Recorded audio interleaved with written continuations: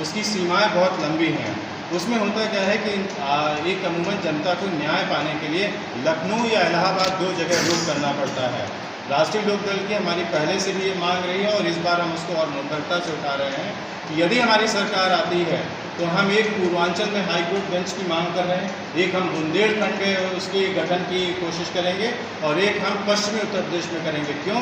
क्योंकि ये न्याय, जैसे आप अगर भौगोलिक क्षेत्र से जब कोई राज्य बड़ा होता है तो उसमें बहुत सारी ऐसी सरकार चलाने के लिए संगठनों की आवश्यकता होती है जो आपको सुलभ हो।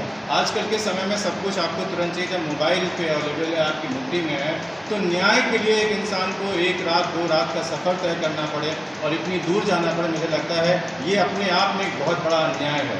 हमारी पार्टी इसको सबसे प्रमुखता से भी ले रही है कि किसी भी इंसान को न्याय पाने के लिए बहुत दूर का सफ़र न तय करना पड़े और बहुत दूर न भटकना पड़े। साथ ही हम सब लोग नए लोगों को प्रोत्साहित करने के लिए ऐसे हमने तमाम समावेशी कदम इसमें उठाए हैं जो आपको इसके माध्यम से मिल जाएंगे। लेकिन अगर आपकी कोई और अपनी क्वेरीज होगी तो आप करते रहेंगे, हम सब लोग उसका बारी बारी से जवाब देंगे।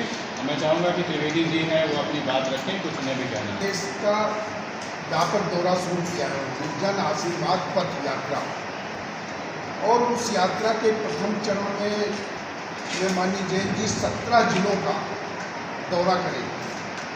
प्रतिदिन 2 मीटिंग वो कर रहे हैं और जिस तरह उनकी मीटिंगों में भीड़ आ रही है, जिस तरह से लोग उमड़ करके उनको आशीर्वाद दे रहे हैं, सभी जातियों के लोग उनकी सभाओं में उनको पगड़ी भेंट करके अपनी अपनी जातियों की तरफ से, खाप की तरफ से उनको सम्मानित करने का काम करके उनको आशीर्वाद दे रहे हैं कि आप चौधरी अजीत सिंह जी के बाद इस तरह से आपने किसानों की लड़ाई लड़ रहे हो, सभी वर्गों को लेकर के आप चलने का काम कर रहे हो, और वो उन सब वर्ग को लेकर के उन्होंने जो रैलियों की शुरुआत की है उस रैली को व्यापक समर्थन मिल रहा है।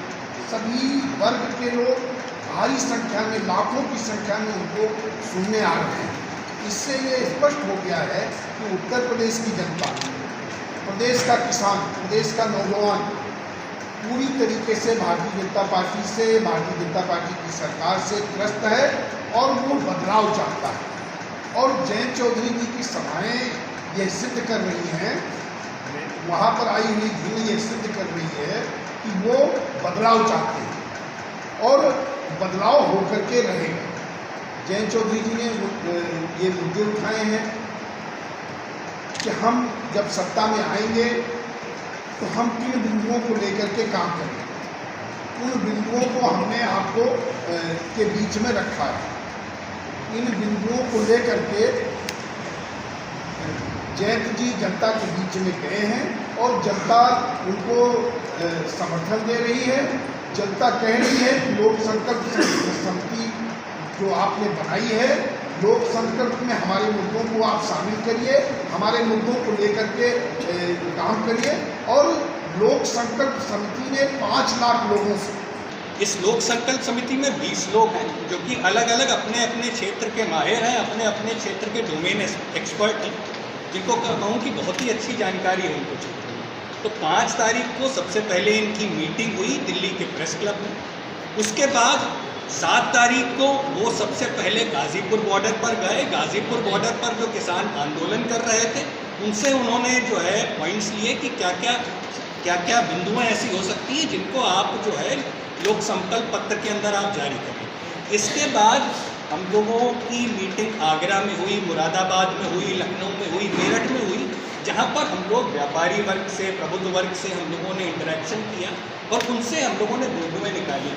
काफ़ी सारी मीटिंग हम लोगों की ऑनलाइन भी हुई, जिसमें जो स्वास्थ्य से रिलेटेड जो पूर्व में आपके चीफ मेडिकल सुपरिटेंडेंट्स रह चुके थे उनसे मीटिंगें हुई। उसके अलावा शिक्षा के क्षेत्र में जो धुरंधर थे उनसे मीटिंग हुई। फिर कृषि के क्षेत्र में जो लोग बहुत अच्छे थे उनसे मीटिंगें हुई। तो ये सब मीटिंगों का जो समागम बन के जो निष्कर्ष निकला, उससे हम लोगों का संकल्प पत्र को और भार दी जा रही है। आज की जो मीटिंग है वो हम लोग बता रहे हैं किस तरीके से हम लोगों ने अपने संकल्प पत्र में क्या क्या स्टेप्स लिए। उसके बाद जन आशीर्वाद के बारे में आपने चर्चा करी, उसमें भी चौधरी साहब जा रहे हैं और जाके वो पॉइंट्स ले रहे हैं कि क्या क्या चीज़ें हम लोगों को लोक संकल्प पत्र में देनी है।